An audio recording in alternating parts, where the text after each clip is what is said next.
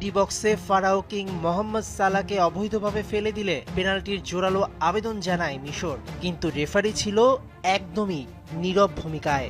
আর তাতেই যেই আর্জেন্টিনা কখনো প্রথমার্ধে গোল খেয়ে কামব্যাক করতে পারেনি, তারাই লিখল বিশ্বকাপে অবিশ্বাস্য এক কামব্যাকের গল্প।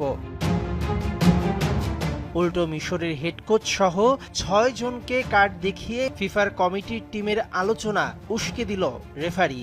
ঠিক যেন মিশর গোল করলে ফাউল, আর আর্জেন্টিনার বেলায় ঠিক।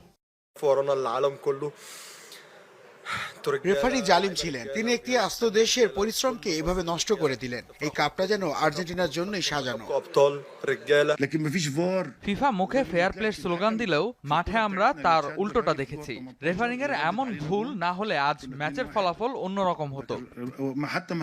কেপ ভার্দের পর মিশরের ম্যাচেও ভক্তদের হৃৎপিণ্ড বন্ধ হবার জোগাড়। সমালোচকরা বলছে ফিফার ব্যবসার জন্য এসবই স্ক্রিপ্টেড। কিন্তু ম্যাচ শেষে প্রেস কনফারেন্সে আর্জেন্টিনা কোচ লিওনেল স্ক্যালোনির আবেগপ্রবণ ও অশ্রুসিক্ত ৩০০০তম গোলে আর্জেন্টিনার জয়, সেটাও ১৫ মিনিটের এক অবিশ্বাস্য কামব্যাক শোতে। ১২ জুলাই রবিবার সকাল ৭টায় কোয়ার্টারে আরও একটা রোমাঞ্চকর ম্যাচ উপহার দিতে চায় বর্তমান বিশ্ব চ্যাম্পিয়নরা। মেহেদী নাইম, যমুনা স্পোর্টস।